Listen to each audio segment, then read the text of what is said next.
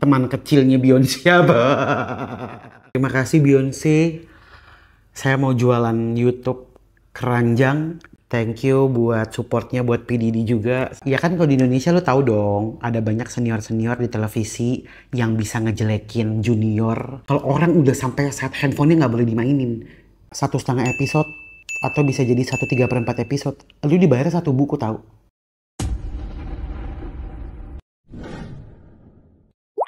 Apa yang lo tahu tentang berita PDD ini? Baby oilnya segambreng kan.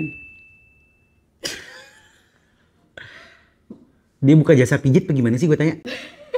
Siapa tahu dia vendor. Bisa jadi loh. Salah satu treatment tapi itu ya pornografi dan segala macam lah yang ngasih yang gue baca. Coba gue kayak mikir ya hoax-hoax di TikTok kan kita nggak tahu ya bener apa enggak. Coba yang gue ngikutin adalah banyak banget tiba-tiba rumor kalau misalkan PDD Beyonce itu adalah ketua geng ya. Mereka tuh ketua geng Illuminati gak sih? Iya kan? Ada banyak tuh video-video tiba-tiba Beyonce kayak kerasukan setan. Iya kan? Yang tiba-tiba gitu mukanya berubah gitu. Kata gue mah bukan Illuminati itu mah susu kali nggak kata gue. Iya gak sih? Bisa jadi penglaris. Ada nggak ya orang bule pakai penglaris gitu? Mungkin perewangannya macan, apa mungkin coba lu cari deh. Coba lu ini buat infotainment kata gue sih, lu mendingan tanya anak Indigo deh si Indonesia. Coba tuh perewangannya yang apa namanya teman kecilnya Beyonce apa. Bisa jadi kan tiba-tiba dia pelihara macan kumbang, apa mungkin dia tirek kan kita nggak tahu. But menurut gue itu tetap jadi hoax yang dari dulu selalu bergulir, apalagi yang teori The Simpsons katanya kartunnya mereka itu meramalkan kejadian masa kini dan sampai masa depan. Gue sampai pernah googling sampai 3:30 pagi gue cari semua FYP-nya, abis itu gue cari beritanya, ternyata itu hoax bro. Abis kejadian baru digambar. Ternyata itu hoax. Mungkin ada beberapa yang kebetulan mirip, tapi yang kan sekarang sampai pelek-ketipel kan, gambar Trump lah, kemudian gambar Twin Tower dan lain sebagainya, itu kemungkinan itu adalah part of AI ataupun rekayasa dari orang-orang. Nah, yang semua artis Hollywood itu takut ke Beyonce dan PDD ini, itu sih lebih ke situ sih. Itu juga gue ngeliat mungkin karena senioritas kali ya. Gue juga nggak tahu sih kenapa Beyonce. Beyonce tuh istrinya siapa sih? Suaminya? Jay-Z. Jay-Z. Enggak, jadi kayak Grammy, semua orang tuh kalau dapat Grammy harus say thanks ke Beyonce. Karena kalau nggak say thanks, mening-ning habis itu. Ada. Ada. Abis nggak bilang thank you Beyonce. Beberapa bulan kemudian dia kecelakaan lah atau apa. Gue mau bilang terima kasih Beyonce.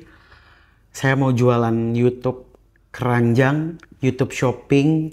Thank you for your support Beyonce. Banyak yang belanja di keranjang saya. Thank you buat supportnya buat PDD juga selama ini. Tiba-tiba ramai yang beli. Oh gitu. Algoritmanya tiba-tiba kebaca. Bisa jadi loh. Senioritas. Gue sebenarnya sambil mikir. Mungkin karena ya kan kalau di Indonesia lo tahu dong, ada banyak senior-senior di televisi yang bisa ngejelekin junior ataupun bisa ngejelekin bintang tamu biar nggak dipakai lagi. Ada? Jawab yang kenceng, ada nggak? Ada. Ada senior-senior yang bisa milih bintang tamu, yang bisa ngeblok dari satu stasiun televisi, ada? Ada. Mungkin kalau di Indonesia nggak separah kayak Beyonce kali ya, maksudnya senioritas ada, cuman nggak separah kayak Hollywood ya sampai. Karena kan kalau di Hollywood itu kita kan, ya kalau kita kan mungkin industrinya lebih cepat dan lebih barbar lah ibaratnya. Kalau di Hollywood itu kan satu album mungkin bisa bertahun-tahun lamanya. Dalam cycle itu kan dia mungkin ada mengalami ada masalah psikologi, baik itu tekanan dari manajemen, baik itu tekanan dari keluarga, dan itu kan memang struggle-nya tuh beneran berasa gitu ya buat mereka. Mungkin bukan meninggoinya gara-gara nggak terima kasih sama Beyonce kali, tapi karena Beyonce tidak merasa dihargai, akhirnya di blacklist dari banyak tempat, akhirnya efek sama kerjaan-kerjaannya dia. Tiba-tiba dia nggak dikenalin sama promotor konser mungkin, tiba-tiba dia nggak bikin album baru, dia dibikinin isu segala macam, bisa jadi loh. Pernah ngalamin senioritas di Indonesia nggak lo sendiri sebagai public figure? Hmm, Alhamdulillah enggak sih. Gue soalnya mungkin pernah ada yang seperti itu, tapi gue menganggapnya lucu-lucu aja. Bukan yang hal yang sampai di blog di satu program atau di satu stasiun televisi gitu, enggak. Gue dulu pernah diomelin Tante Meriam Bellina. Gue, Kevin Julio, siapa itu? Stewart tuh di dalam ruangan. Gara-gara waktu itu lagi pindah lokasi, terus kita satu ruangan sama Tante Mer kan. Ya enggak? Waduh, udah pada kicep nih. Ya enggak? Terus gue inget banget abis itu gue masuk terus pintunya nggak rapet. Tahu Tante Mer ngomong apa? Kalau masuk pintunya rapetin lagi. Di rumah pintunya otomatis ya. Bercanda atau? Bercanda. Suka kayak Alfa kali Tante masuk pintu otomatis. Makanya tutup yang bener gitu. Itu yang kayak gitu-gitu. Gak yang macem-macem lah. Oh tapi Tante Mer tuh paling marah. Kalau orang sampai di set masih baca skenario. Kamu nggak di-printin skenario ya.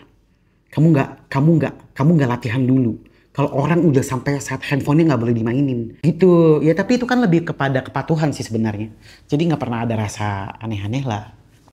Pernah ada cerita kalau misalnya ada Jordi Onsu gue nggak mau, atau sebaliknya Jordi Onsu nggak mau kalau ada si A? Ada pernah mengalami saya itu nggak? Mungkin ada kali orang-orang yang nggak mau ada gue, tapi gue nggak pernah. Mungkin karena itu gue nggak di calling kali. Dulu zamannya syuting ya, nggak berasa juga gue nothing tulus aja sih. Soalnya gue juga nggak pernah ngelakuin hal yang itu, karena balik lagi gue pernah ngebahas nih mengenai kerjaan.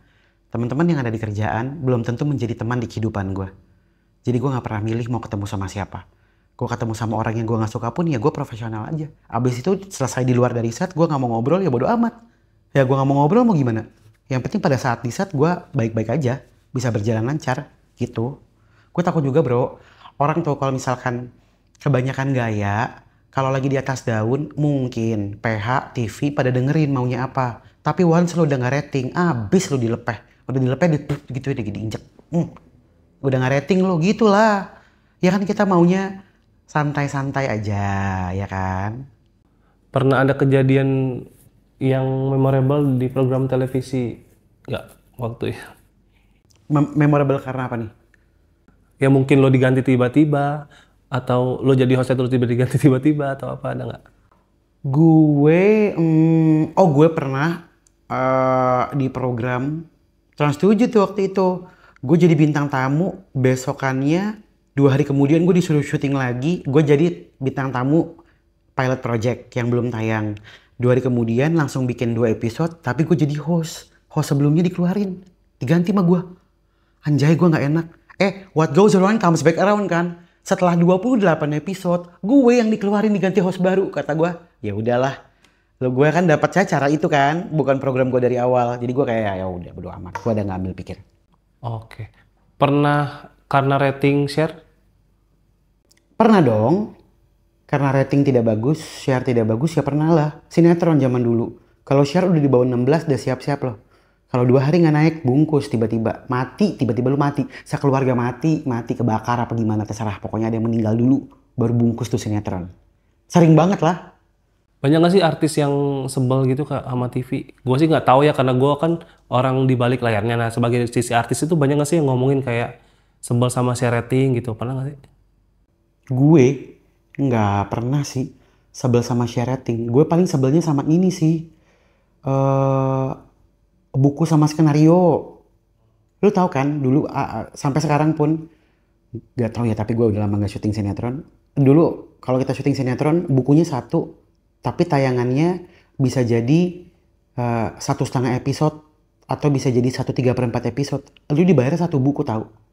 Oh, jadi bayaran per buku? Buku, bukan tayangan. Ada beberapa yang dibayarnya per episode mungkin belakangan ini, tapi dibayarnya cuma 50%, 25%. Kita udah kerja setengah mampus, nggak kemana-mana, tidur di lokasi. buat ngejar tayangan besok, dibayarnya buku. Lebih kayak capek juga ya gitu. Kalau pesan buat orang yang baru mau terjun ke dunia TV deh. Orang yang mau terjun ke dunia TV, Ngelihat senioritasnya banyak, ngelihat lo baru mau mulai sekarang itu gimana? semangat bro. Udah, apa yang dirasain sekarang telan aja lah. Apa yang bikin para senior kita itu berhasil sekarang, itu karena attitude, karena kesabarannya dia, karena ketekunannya dia. Menurut gua ya, 3 itu penting. Karena mau sehebat apapun actingnya, mau sedisukai apapun sama orang-orang, tapi kalau attitude tidak bisa diterima ya nggak bakal bisa dipakai sama orang. Jadi itu tuh jadi satu rangkaian. Jadi belajar sekarang ini nikmatin lah tuh momen-momennya tuh, makan nasi kotak isinya jeruk, nasinya kering, isinya anak ayam, sendoknya dicolek patah. Oh itu enak, mantap. Sampai rating lo bagus baru ada catering nanti. Wah mantap.